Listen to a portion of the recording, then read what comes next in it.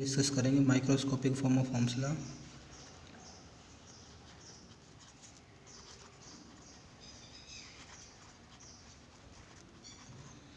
Ohm's law की microscopic form करते हैं हम यहाँ पे।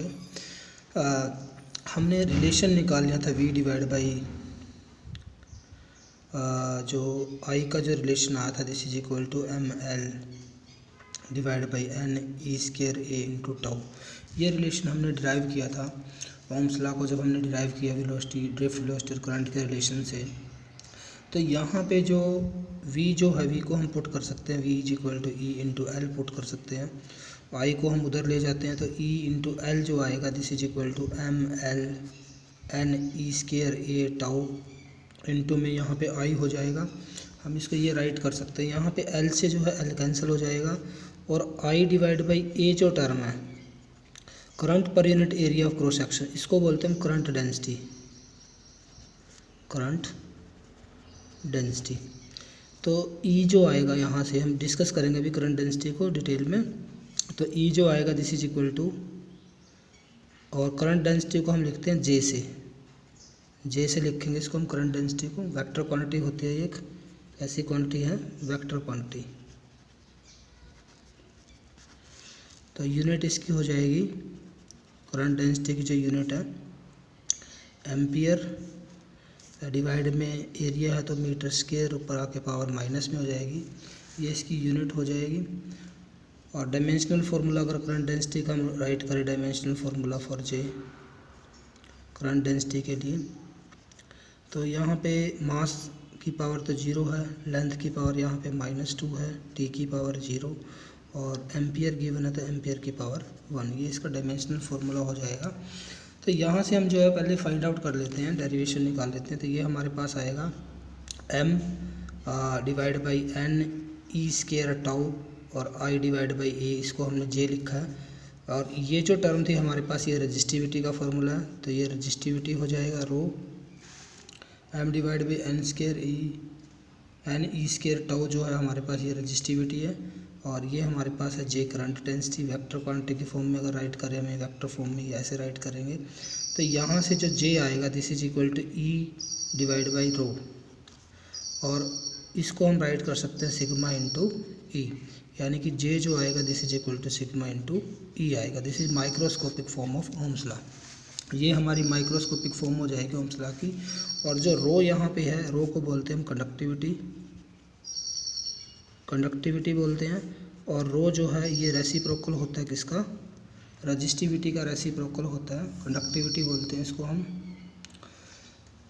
तो ये हमारा रिलेशन आ गया करंट और ड्रिफ्ट वेलोसिटी का। अब देखो हम करंट डेंसिटी की बात कर रहे थे।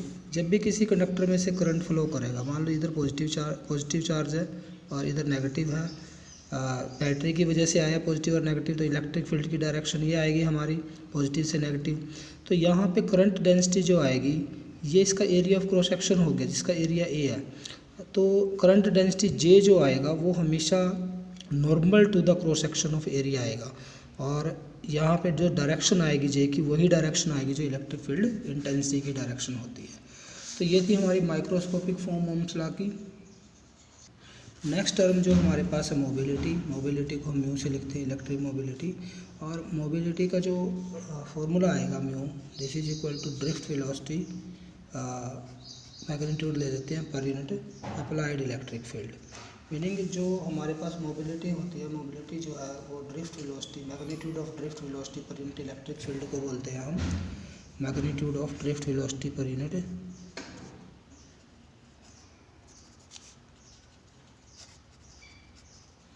magnitude of drift velocity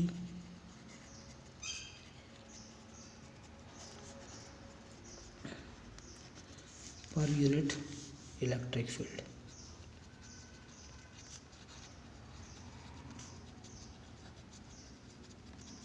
intensity, इसको हम बोलते हैं क्या, मोबिलिटी बोलते हैं। तो यहाँ पे हमारे इलेक्ट्रॉन्स की मोबिलिटी और होल्स की मोबिलिटी जो है वो जैसे हमने 9th यूनिट कर चुके हैं, इलेक्ट्रॉन्स की मोबिलिटी जो है वो ज़्यादा होती है होल्स की मोबिलिटी से, क्योंकि यहाँ पे हम फॉर्मूले को अगर डिराइव करें, यूनिट जो आएगी, पहले यूनिट राइट कर देते हैं, यूनिट ऑफ मोबिलिटी मोबाइलिटी की जो यूनिट आएगी, यूनिट यहाँ से आएगी। अगर इसमें से निकाले, ड्रिफ्ट वेलोसिटी जो है वो मीटर पर सेकंड हो गई है, मीटर पर सेकंड जो है ड्रिफ्ट वेलोसिटी की यूनिट हो गई है। और इलेक्ट्रिक फील्ड जो होता है इसको हम राइट करते हैं वोल्ट सेकंड में, वोल्ट सेकंड में भी राइट कर सकते हैं।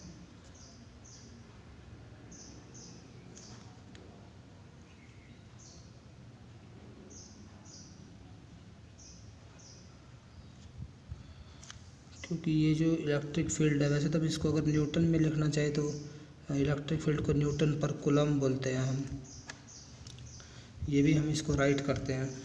या फिर न्यूटन पर कूलम जो इलेक्ट्रिक फील्ड जो होता है हमारे पास, इसको हम राइट करते हैं इलेक्ट्रिक फील्ड इंटेंसिटी को V divide by L right करते हैं, पोटेंशियल डिवाइड बाई L। और V जो होता है हमारा work done,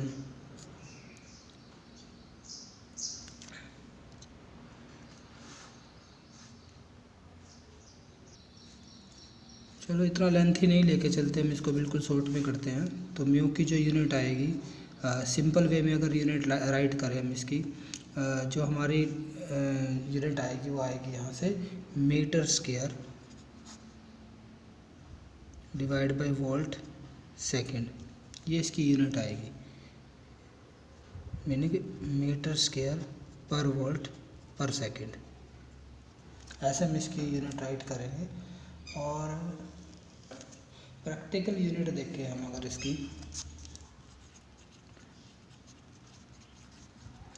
practical unit of mobility,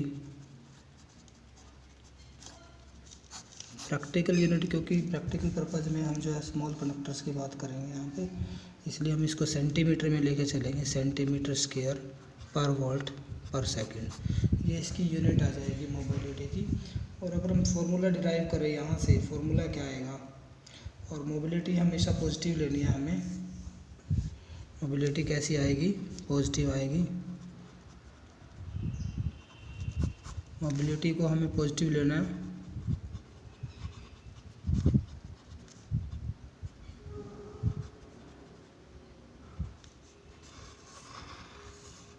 इसको हम पॉजिटिव कंसीडर करेंगे। तो अगर रिलेशन चेक करें, मोबिलिटी का जो रिलेशन आया था हमारे पास, ड्रिफ्ट वेलोसिटी का magnitude divide by electric field, और ड्रिफ्ट वेलोसिटी का formula e divide by m into tau था, और डिवाइड बाई ई हो गया, ई से ई कैंसिल हो जाएगा, तो मोबिलिटी का जो फार्मूला बचेगा ई टाउ डिवाइड बाई एम बचेगा हमारे पास। यानी कि ई बाई एम रेशियो इलेक्ट्रॉन, ये मोबिलिटी जो है चार्ज टू मास रेशियो पे डिपेंड करती है। अगर टेम्परेचर कांस्टेंट है तो ये जो डिपेंड करेगी ई बाई एम रेशियो के ऊपर डिपेंड करेगी, चार्ज टू मास रेशियो पे डिपेंड करती है। जिस चार्ज पार्टिकल के लिए ई बाई एम रेशियो ज़्यादा आएगा, उस केस में हमारे पास जो है मोबिलिटी क्या होगी, ज़्यादा होगी। अभी इलेक्ट्रॉन्स और होल्स का अगर केस देखें, इलेक्ट्रॉन्स और होल्स के केस में ई बाई एम रेशियो जो आता है इलेक्ट्रॉन के लिए ज़्यादा, इसलिए इलेक्ट्रॉन की मोबिलिटी ज़्यादा होती है। और जबकि होल के केस में ई बाई एम रेशियो क्या है, स्मॉल, इसलिए मोबिलिटी क्या हो जाएगी, स्मॉल हो जाएगी। तो टॉ जो यहाँ पे है एवरेज रिलैक्सेशन टाइम है, जो कि टेम्परेचर पे डिपेंड करता है। तो नेक्स्ट केस हमारा आता है, लिमिटेशन करते हैं ओम्स लॉ की। लिमिटेशन का मीनिंग क्या है, बहुत सारे मटेरियल जो है ओम्स लॉ को ओबे करते हैं, बट कुछ डिवाइसेस ऐसी है जो ओम्स लॉ को ओबे नहीं करती, यानी कि उन डिवाइसेस के अंदर जो है आई जो है वो डायरेक्टली प्रोपोर्शनल टू वी नहीं आता है। ऐसी डिवाइसेस जो ओम्स लॉ को ओबे नहीं करती, जिसके अंदर लीनियर रिलेशनशिप करंट और पोटेंशियल के बीच में नहीं आता है, ऐसी डिवाइसेस को बोलते हैं नॉन ओमिक डिवाइसेस। या ऐसे कंडक्टर को नॉन लीनियर डिवाइसेस भी, ऐसी डिवाइसेस को हम नॉन लीनियर डिवाइसेस भी बोलते हैं। तो ये एक ड्रॉबैक हो गया है ओम्स लॉ की, भी हर मटेरियल जो है ओम्स लॉ को ओबे नहीं करता। कुछ मटेरियल ओबे करते हैं, कुछ नहीं करते हैं। अगर नहीं करते हैं इसका मीनिंग इसकी लिमिटेशन हो गया, ड्रॉबैक हो गया ओम्स लॉ की। तो अगर हम इसकी ओम्स लॉ की ड्रॉबैक देखें तो हमारे पास कुछ ग्राफ बनते हैं यहाँ पे अलग अलग मटेरियल के लिए। तो वो इस टाइप के, तीनों में से इस तरह के हो सकते हैं। सबसे पहले हम ग्राफ ड्रॉ करते हैं करंट के बीच में और पोटेंशियल के बीच में ग्राफ ड्रॉ करें कंडक्टर्स के लिए। अगर टेम्परेचर इंक्रीज हो जाए, इधर हम लेते हैं करंट लेते हैं, इधर हम लेते हैं V पोटेंशियल, और इधर ले लेते हैं आई। और अगर ये ग्राफ चेक करें हम, ये जो ग्राफ बनेगा हमारे पास, ये जो डॉटेड लाइन जो मैंने ड्रॉ की है ये लीनियर ग्राफ को दिखाती है जो ओम्स लॉ को ओबे करती है। बट यहाँ पे हाई अगर टेम्परेचर इंक्रीज हो जाए तो हाई पोटेंशियल पे ये ग्राफ जो है ये नॉन लीनियर हो जाएगा। लीनियर से कैसा हो जाएगा, नॉन लीनियर ग्राफ हो जाता है। तो जिस केसेस में ये ग्राफ नॉन लीनियर बनेगा वो डिवाइस जो है ओम्स लॉ को ओबे नहीं करती है। तो सेकंड केस हम डिस्कस करते हैं, वी और आई का रिलेशन अगर देखें, relation between V and I is non linear. तो यहाँ पे क्या था, रिलेशन जो था, relation between V and I is non linear. तो ये जो डार्क मैंने जो ये लाइन ड्रॉ की है ये जो नॉन लीनियर करैक्टर को शो करती है यहाँ पे। उसके बाद सेकंड वन चेक करते हैं हम, रिलेशन जो वी और आई जो है इसके अंदर आई जो है वो डिपेंड करेगा वी के साइन पे डिपेंड करता है।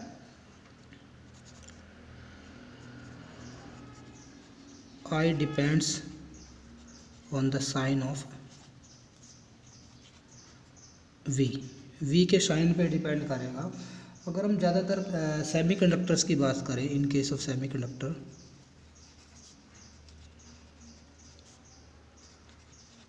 करैक्टरिस्टिक हम कर चुके हैं सेमीकंडक्टर्स की। पीएन जंक्शन डायोड हमने किया, PN junction diode semiconducting device है, semiconducting devices. PN junction diode की फॉरवर्ड और रिवर्स करैक्टरिस्टिक हमने स्टडी की है। तो फॉरवर्ड वोल्टेज जब हमने लगाई, यानी कि वोल्टेज जब पॉजिटिव लगाई तो ग्राफ हमारा पॉजिटिव डायरेक्शन में इस तरह से आया था और करंट फॉरवर्ड करंट आया। बट जब पोटेंशियल के साइन को हम रिवर्स कर देते हैं तो ये ग्राफ वैसा ग्राफ नहीं आता है जो फॉरवर्ड में था। मीनिंग यहाँ कहीं ना कहीं करंट का एम्पलीट्यूड जो है वो पोटेंशियल के ऊपर डिपेंड कर रहा है, पोटेंशियल के साइन पे डिपेंड करता है। जबकि जब हम वोल्टेज को इंक्रीज़ कर रहे हैं तो वोल्टेज को जब हम नेगेटिव करेंगे, उसके मैग्नीट्यूड को इंक्रीज़ करेंगे, तब भी हमारे पास ग्राफ सेम आना चाहिए था, लेकिन ऐसा नहीं होता है। तो ये रिवर्स करंट था यहाँ पे। तो मीनिंग क्या है, जो हमारे पीएन जंक्शन डायोड है या सेमीकंडक्टिंग डिवाइसेस जो होती है वो ओम्स लॉ को ओबे नहीं करती है। तो यानी कि करंट जो है वो वी के साइन पे डिपेंड करता है। ठीक है। तीसरा अगर हम केस देखें यहाँ पे तो रिलेशन जो आता है वी और आई का जो रिलेशन है, relation of V and I is not unique. V और आई का रिलेशन जो है वो यूनिक नहीं आता है, यानी कि डिफरेंट। अगर हम यहाँ पे ग्राफ बनाते हैं, एक ये ग्राफ प्लॉट करते हैं, ग्राफ से समझते हैं इसको भी। यहाँ पे हमारे पास एक ग्राफ ड्रॉ किया है हमने गैलियम आर्सेनाइड के लिए, लाइट एमिटिंग डायोड्स के लिए। हमारा जो ग्राफ बनता है वो ग्राफ का थोड़ा वेरिएशन इस तरह से आता है। मीनिंग क्या है, यहाँ पे हमारी जो डिफरेंट पोटेंशियल के ऊपर जो वैल्यू जाती है करंट की सेम वैल्यू जाती है। अगर हम यहाँ पे चेक करें, पोटेंशियल जो है वी और यहाँ पे है करंट हमारे पास, यानी कि डिफरेंट वोल्टेज पे करंट की वैल्यू क्या आ रही है, सेम आ रही है, जो कि ओम्स लॉ के अंदर वैलिड नहीं है। तो मीनिंग जो हमारे लाइट एमिटिंग डायोड्स हैं वो भी जो है ओम्स लॉ को ओबे नहीं करते हैं। ऐसे ही ट्रायोड्स जो होते हैं वो भी ओबे नहीं करते हैं। तो ये ओम्स लॉ की लिमिटेशंस हो गई है हमारी। तो नेक्स्ट हम यहाँ पे स्टडी करेंगे effect of temperature on resistance. तो हमारा रेजिस्टेंस का रिलेशन हम सबसे पहले राइट कर लेते हैं। रेजिस्टेंस का जो रिलेशन आया हमारे पास ml/n e²a/τ आया है। L लेंथ होगी कंडक्टर की, area of cross section, rho relaxation time हो गया है, और n number density of electrons है, m मास ऑफ इलेक्ट्रॉन है, e चार्ज ऑफ इलेक्ट्रॉन यहाँ पे है। तो अगर हम सबसे पहले केस करते हैं कंडक्टर्स के लिए, फॉर कंडक्टर्स, कंडक्टर भी कैसे मेटेलिक कंडक्टर की बात करते हैं। मेटेलिक कंडक्टर्स के केस में देखो m कांस्टेंट टर्म है, e कांस्टेंट टर्म है, l और a भी अगर फिक्स है तो यहाँ पे और दो फैक्टर्स पे डिपेंड करता है। एक तो n पे डिपेंड करता है और एक टाउ पे डिपेंड करता है, और दोनों के ही इन्वर्सली प्रोपोर्शनल है। अब अगर हम टेम्परेचर को इंक्रीज़ करें with increase in temperature,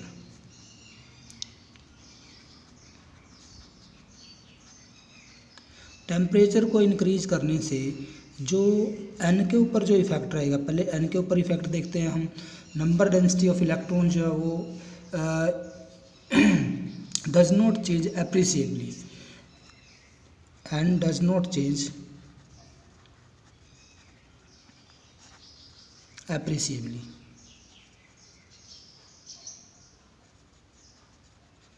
meaning क्या है यहाँ पे भी, जो नंबर डेंसिटी ऑलरेडी कंडक्टर के अंदर फ्री इलेक्ट्रॉन बहुत ज़्यादा होते हैं, जो टेम्परेचर इंक्रीज़ करने से इलेक्ट्रॉन्स फ्री होंगे उनका जो नंबर है दैट इज़ वेरी स्मॉल, और उसको हम एक तरह से निगलेक्ट ही करके चलते हैं। मीनिंग वो वेरी स्मॉल है जो चेंज आएगा। बट रिलैक्सेशन टाइम देखें अगर हम, टेम्परेचर को इंक्रीज़ करने से टाउ के ऊपर इफेक्ट क्या रहेगा। अगर हम एक इलेक्ट्रॉन की बात करें, अगर हम इसको टेम्परेचर इंक्रीज़ करेंगे तो इसकी एनर्जी इंक्रीज़ करेगी, थर्मल एनर्जी इंक्रीज़ करेगी, और वाइब्रेशन जो आएगा इसका एम्पलीट्यूड जो होगा वाइब्रेशन का वो कहीं ना कहीं इंक्रीज़ हो जाएगा। तो मीनिंग जब ये मूव करेगा किसी भी कंडक्टर के अंदर, जब ये मूव करेगा नेगेटिव एंड से पॉजिटिव एंड की तरफ इलेक्ट्रॉन, तो ये लार्ज नंबर ऑफ आयंस के साथ जो है कोलाइड करेगा, यानी कि फ्रीक्वेंसी ऑफ वाइब्रेशन इंक्रीज़ हो जाएगी। फ्रीक्वेंसी ऑफ वाइब्रेशन जो है will increase with increase in temperature. Temperature को इंक्रीज करने से फ्रीक्वेंसी जो आएगी वाइब्रेशन की वो इंक्रीज हो जाएगी, और अगर फ्रीक्वेंसी इंक्रीज होगी तो टाउ जो होगा ये डिक्रीज हो जाएगा। टाउ जो है वो क्या हो जाएगा, डिक्रीज हो जाएगा। यानी कि टेम्परेचर को इंक्रीज करने से कंडक्टर्स के केस में एवरेज रिलैक्सेशन टाइम जो है वो डिक्रीज हो जाएगा, और अगर टाउ डिक्रीज होगा तो आर जो है वो इन्वर्सली प्रोपोर्शनल किसके आएगा, टाउ के। अब यहाँ पे जो टाउ का जो इफेक्ट है, टाउ का इफेक्ट जो है एन के इफेक्ट से क्या रहेगा, ज़्यादा रहेगा। यानी कि टाउ जो है वो प्रेडोमिनेट करेगा किसको, एन को, नंबर डेंसिटी ऑफ इलेक्ट्रॉन्स को। तो ज़्यादा इफेक्ट किसका रहेगा कंडक्टर के केस में, टाउ का इफेक्ट ज़्यादा रहेगा। और टाउ जो है वो यहाँ पे इन्वर्सली प्रोपोर्शनल है टेम्परेचर के, तो इसका मीनिंग आर जो आएगा this is directly proportional to temperature आएगा। यानी कि जो हमारे कंडक्टर होते हैं, कंडक्टर में टेम्परेचर को इंक्रीज़ करने से रेजिस्टेंस क्या हो जाएगी, इंक्रीज हो जाएगी। सेकंड केस करते हैं हम इंसुलेटर और सेमीकंडक्टर्स का। सेमीकंडक्टर और इंसुलेटर, तो अगर हम ग्राफ यहाँ पे प्लॉट करें, चलो ग्राफ भी प्लॉट करेंगे इसके बाद। सेमीकंडक्टर और इंसुलेटर के केस में अगर हम चेक करें तो यहाँ पे भी अगर आर का फॉर्मूला देखें, एन और टाउ दो ही फैक्टर पे डिपेंड करता है। बट क्योंकि सेमीकंडक्टर और इंसुलेटर्स के अंदर जो नंबर डेंसिटी होती है इलेक्ट्रॉन्स की वो स्मॉल होती है, वेरी स्मॉल। इंसुलेटर में तो हम नियर अबाउट जीरो ही मान के चलते हैं, फ्री इलेक्ट्रॉन्स की नंबर डेंसिटी जो है जीरो ही होती है। अब अगर टेम्परेचर को इंक्रीज़ करेंगे तो इलेक्ट्रॉन जो है वो एनर्जी गेन करेंगे, थर्मल एनर्जी गेन करेंगे और फ्री हो जाएंगे। यानी कि नंबर डेंसिटी का इफेक्ट जो रहेगा वो ज़्यादा होता है। With increase in temperature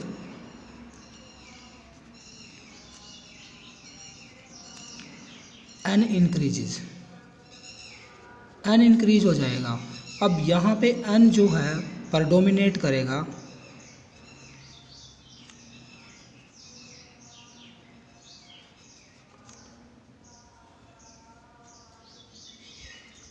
tau को प्रेडोमिनेट करेगा, यानी कि एन का इफेक्ट ज़्यादा रहेगा।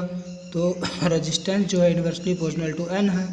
तो अगर इन्वर्सली प्रोपोर्शनल टू एन है और एन जो है वो डायरेक्टली प्रोपोर्शनल टू टी है, यानी कि टेम्परेचर जितना इंक्रीज करेंगे नंबर डेंसिटी इंसुलेटर और सेमीकंडक्टर में फ्री इलेक्ट्रॉन्स की उतनी ज़्यादा बढ़ जाएगी, या चार्ज कैरियर की डेंसिटी बढ़ जाएगी। तो यहाँ से आर जो आएगा this is inversely proportional to क्या आएगा, टाउ।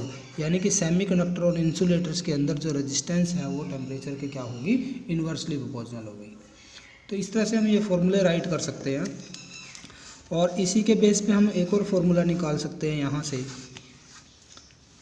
इसके ग्राफ अगर प्लॉट करें हम, सेम इफेक्ट हम रजिस्टिविटी का भी चेक कर सकते हैं।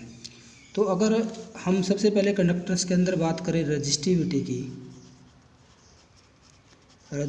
की बात करें, रो की बात करें, तो रजिस्टिविटी कंडक्टर्स के केस में जो है ये इन्वर्सली प्रोपोर्शनल टू n रहेगी और inversely proportional to tau. But tau का इफेक्ट, क्योंकि टेम्परेचर को इंक्रीज़ करने से टाउ जो है वो डिक्रीज़ हो जाएगा। तो रजिस्टिविटी भी जो है कंडक्टर्स की यहाँ पे अगर चेक करें, tau inversely proportional to temperature है तो रो जो आएगा डायरेक्टली प्रोपोर्शनल टू टेम्परेचर आ जाएगा। मीनिंग टेम्परेचर को इंक्रीज़ करने से रजिस्टिविटी जो है मटेरियल की वो क्या करेगी, कंडक्टिंग मटेरियल्स की यानी कि मेटेलिक कंडक्टर्स की इंक्रीज़ करेगी। और अगर मैं यहाँ पे रिलेशन लिखूँ, रो जो है यहाँ पे राइट करते हैं हम, rho is equal to rho naught 1 plus alpha delta T. तो ये रिलेशन भी आप राइट कर सकते हो। लेंथ से हमने थर्मल एक्सपेंशन जैसे हमने किया था यूनिट 7 में +1 के अंदर, सेम यहाँ पे भी ये रिलेशन हम राइट कर सकते हैं। रो जो है किसी गिवन टेम्परेचर पे रजिस्टिविटी आएगी और थीटा नोट जो है रो नोट जो है वो इनिशियल रजिस्टिविटी है। हम 0 टेम्परेचर पे ले सकते हैं इसको या इनिशियल टेम्परेचर पे। अल्फ़ा जो आएगा यहाँ पे टेम्परेचर कोफिशिएंट ऑफ रजिस्टिविटी लिखेंगे इसको, टेम्परेचर कोफिशिएंट ऑफ रजिस्टिविटी, इसको राइट करेंगे। और डेल्टा टी जो है this is change in temperature. तो मीनिंग यहाँ से हमारा रजिस्टिविटी का ये फॉर्मूला आ जाएगा और यहीं से हम जो है इसको भी एक्सप्लेन कर सकते हैं। जो टर्म हमारे पास आई है, ये जो टर्म हमारे पास आई है अल्फ़ा, इसको हम राइट करेंगे rho minus rho naught divide by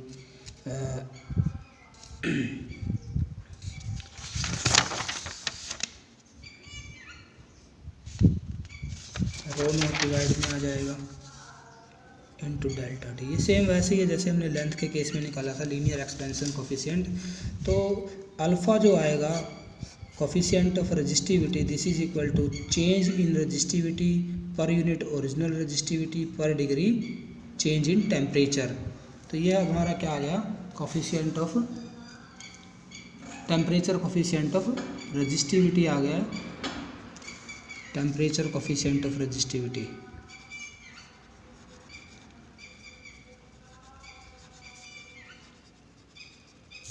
तो अल्फ़ा की वैल्यू जो है ये वैल्यू ग्रेटर देन 0 होती है, यानी कि पॉजिटिव वैल्यू होती है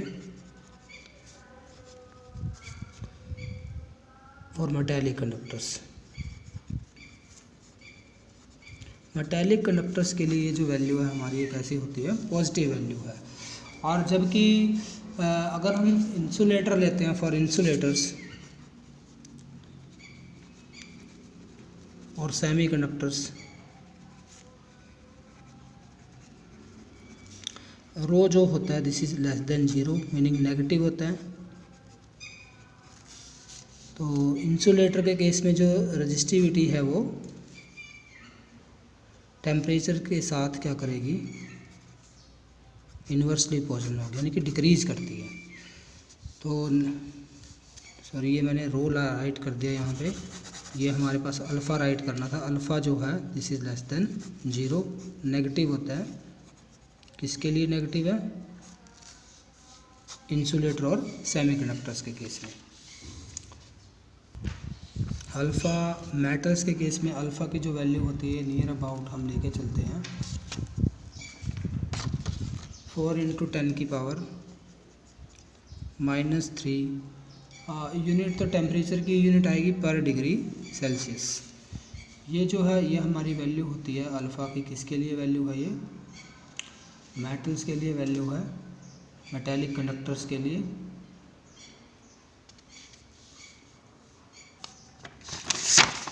अगर हम सेमी कंडक्टर्स के केस में नंबर डेंसिटी को चेक करें, टेम्परेचर के साथ जो नंबर डेंसिटी में वेरिएशन आएगा ये एक्सपोनेंशियल वेरिएशन आता है इस फार्मूले के अकॉर्डिंग, जहाँ पे Eg एनर्जी गैप है वैलेंस बैंड और कंडक्शन बैंड का, Kb जो है ये हमने बोल्ट्जमैन कांस्टेंट लिखा है, T टेम्परेचर है और T टेम्परेचर पे कितने नंबर ऑफ इलेक्ट्रॉन्स आएंगे, और N0 जो है इनिशियल नंबर डेंसिटी है चार्ज कैरियर्स की। तो इसके अकॉर्डिंग जो है ये हमारी नंबर डेंसिटी इंक्रीज़ करेगी। और अगर नंबर डेंसिटी इंक्रीज़ कर रही है यहाँ पे तो रजिस्टिविटी जो है इसकी इन्वर्सली प्रोपोर्शनल है।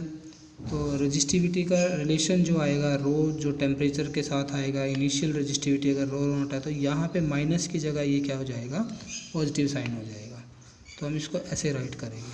तो यानी कि सेमीकंडक्टर्स जो होते हैं उनकी रजिस्टिविटी किसके ऊपर डिपेंड करती है, नंबर डेंसिटी पे यानी कि टेम्परेचर पे डिपेंड करती है। और टेम्परेचर को इंक्रीज़ करने से नंबर डेंसिटी जो है वो इंक्रीज हो रही है। इसका मीनिंग रो जो है टेम्परेचर के क्या हो गया, इन्वर्सली अपोजिट। बट ये जो ग्राफ आएगा एक्सपोनेंशियल ग्राफ बनता है हमारा, ऐसा ग्राफ बनता है हमारा, इसका रजिस्टिविटी के लिए एक्सपोनेंशियली डिक्रीज करेगी। तो एक्सपोनेंशियली डिक्रीज करेगी। अगर मैं इधर रजिस्टिविटी को दिखाता हूँ, इधर टेम्परेचर को लेते हैं हम, तो ये ग्राफ एक्सपोनेंशियल ग्राफ इस तरह का ग्राफ आएगा। ठीक है, तो ये ग्राफ हम यहाँ पे ड्रॉ करते हैं। अगर हम यही ग्राफ कंडक्टर्स के लिए ड्रॉ करते हैं तो पहले प्योर कॉपर के लिए कर लेते हैं। प्योर कंडक्टर्स के लिए अगर ग्राफ ड्रॉ करें हम, तो ग्राफ जो है इंक्रीज तो करेगी रजिस्टिविटी, लेकिन डायरेक्टली पोजिशनल नहीं आएगी, टेम्परेचर के उसकी हायर पावर के डायरेक्टली पोजिशनल आएगी। तो ग्राफ जो आएगा थोड़ा हमारा वेरी करेगा यहाँ पे, और रजिस्टिविटी जो है वो यहाँ पे हमारी जो है इस तरह से इंक्रीज करेगी। अगर इधर हम लेते हैं टेम्परेचर और इधर लेते हैं रजिस्टिविटी, कॉपर के केस में, प्योर मेटल के केस में, प्योर मेटेलिक कंडक्टर्स के लिए।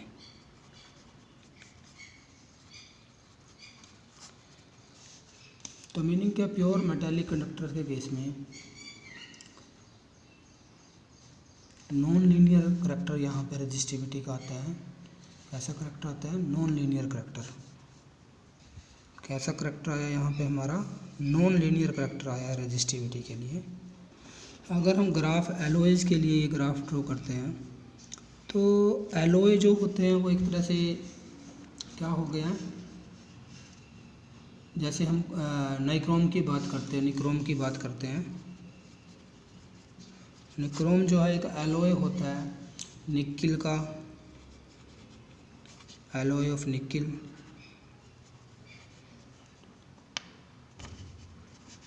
आयरन और क्रोमियम का एलॉय है, तो इनका एक एलॉय होता है। तो इनके केस में जो रजिस्टिविटी है वो टेम्परेचर पे डिपेंड नहीं करती, टेम्परेचर के इंडिपेंडेंट होती है या वीकली डिपेंड करती है।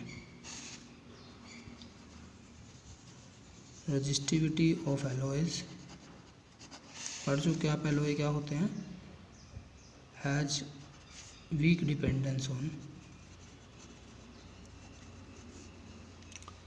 अगर हम इनकी डिपेंडेंस देखें वो क्या है, वीक डिपेंडेंस है ऑन टेम्परेचर। तो एलॉय के लिए अगर हम ग्राफ प्लॉट करें, हम यहाँ पे जो ग्राफ आता है वो ग्राफ इस तरह से ग्राफ आता है हमारा।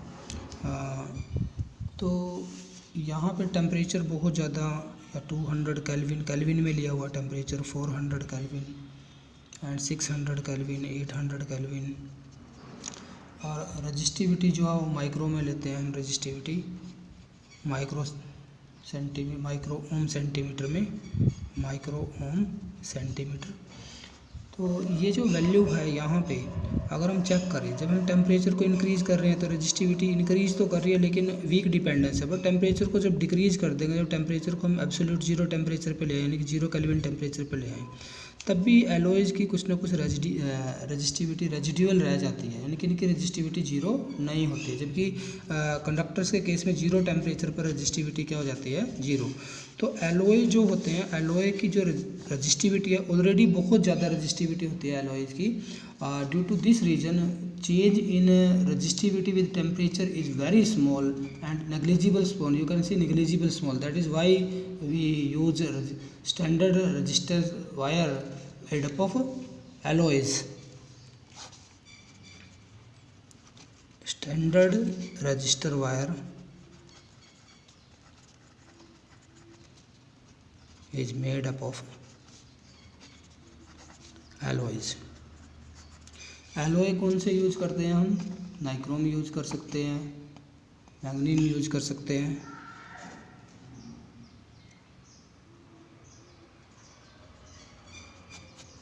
तो इसका रीज़न यही ग्राफ के अंदर ही है, क्योंकि जो स्टैंडर्ड रेजिस्टेंस बनाए जाते हैं वो एलॉय से बनाते हैं। एलॉय से इसलिए बनाते हैं क्योंकि टेम्परेचर रेजिस्टेंस इनका जो है वो वीक होता है, यानी कि टेम्परेचर को इंक्रीज़ करने से रेजिस्टिविटी में जो चेंज आता है that is very small change.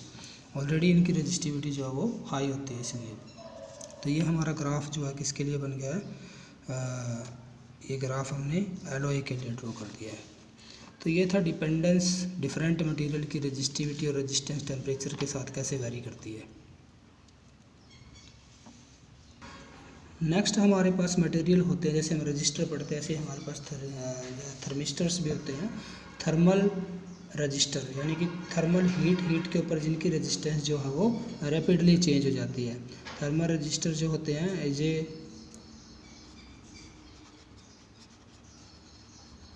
Thermistor is a heat sensitive device.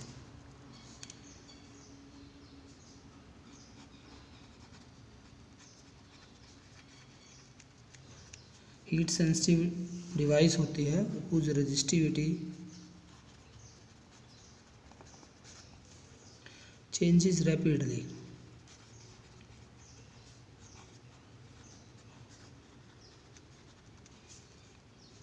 with change in temperature।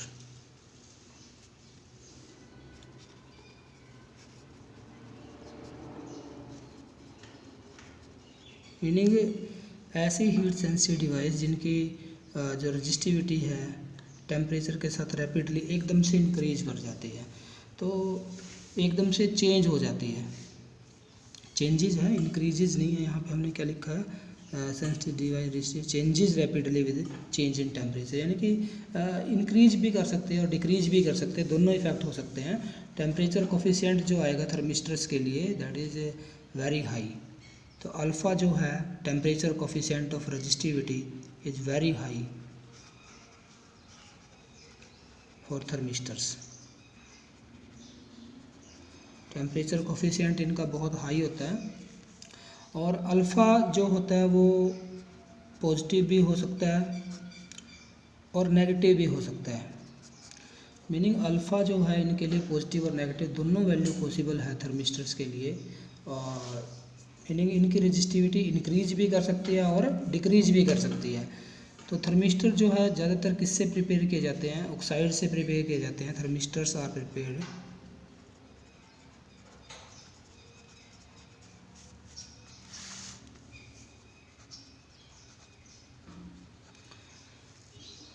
Thermistors are prepared from oxides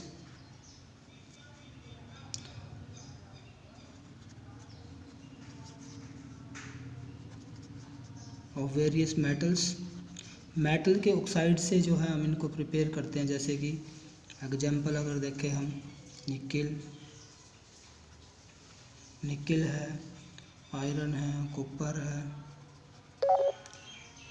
या फिर हम यहाँ पे कोबाल्ट ले सकते हैं एटसेट्रा। मीनिंग इनसे हम इनको प्रिपेयर करते हैं। तो ये कंपाउंड जो है सेमीकंडक्टिंग भी हो सकते हैं। थर्मिस्टर का जो साइज़ होता है वेरी स्मॉल साइज़ होता है। थर्मिस्टर का जो साइज़ है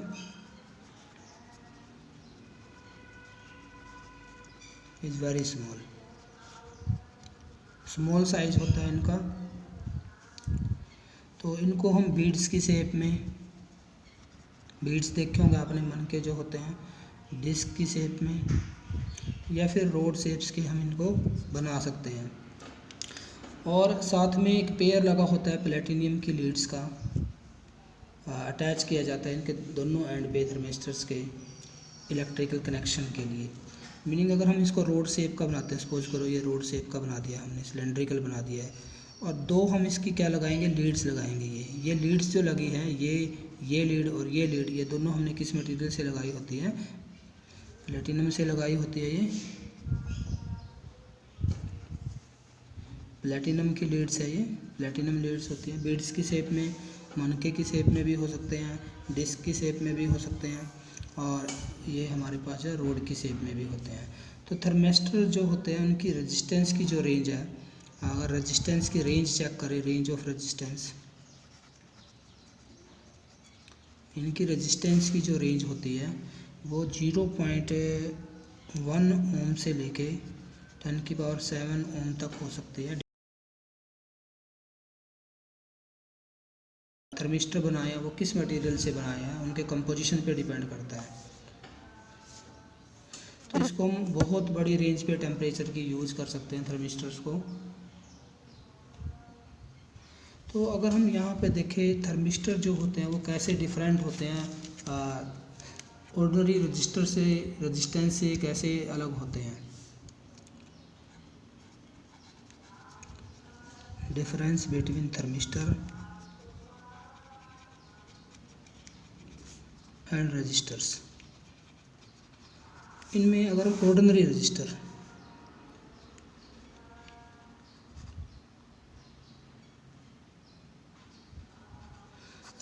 और थर्मिस्टर में अगर हम डिफरेंस देखें तो क्या क्या डिफरेंस यहाँ पे हमारे पास है।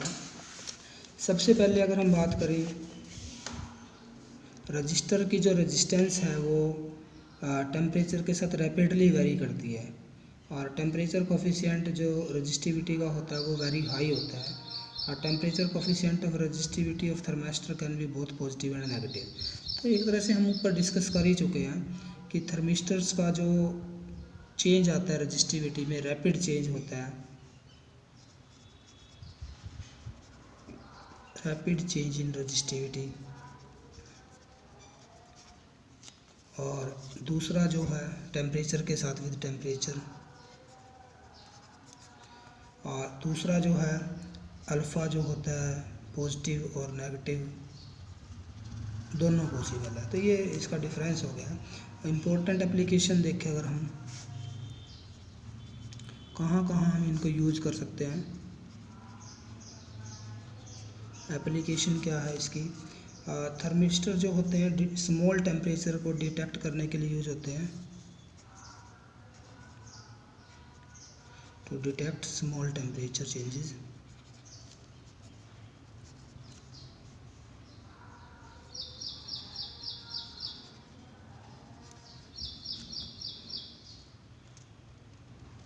ये बहुत कम टेम्परेचर को भी मेज़र कर सकते हैं, 10 केल्विन टेम्परेचर को भी, या हम कह सकते हैं 10⁻³ डिग्री सेल्सियस इतना लो जो टेम्परेचर है उसको भी मेज़र करने के लिए यूज हो सकते हैं। पिक्चर ट्यूब जो होती है उसका सेफ गार्ड जो होता है, safe guard GUARD guard of the filament of picture tube. Meaning जो पिक्चर ट्यूब हम यूज करते हैं टेलीविज़न की जो पिक्चर ट्यूब होती है ऑफ टेलीविज़न, शॉर्ट में लिख देता हूँ टीवी, उसका सेफ गार्ड की तरह ये काम करता है।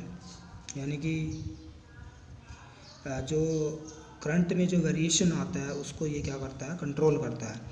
तीसरा जो है हमारे पास थर्मिस्टर का हम यूज़ कर सकते हैं टेम्परेचर कंट्रोल यूनिट्स में, इंडस्ट्रीज़ के अंदर टेम्परेचर कंट्रोल यूनिट्स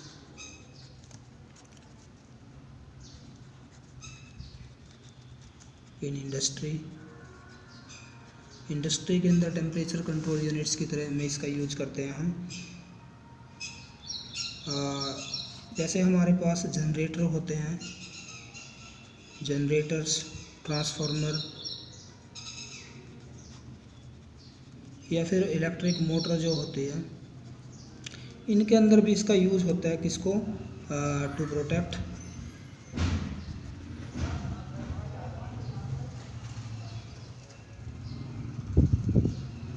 वाइंडिंग।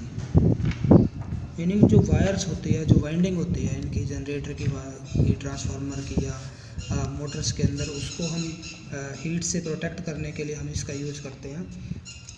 और भी कई जगह इसका यूज होता है, जैसे वोल्टेज स्टेबलाइजेशन में इसका यूज है, रिमोट सेंसिंग में इसका यूज होता है। तो बहुत सारे यूज हमारे पास थर्मिस्टर के होते हैं।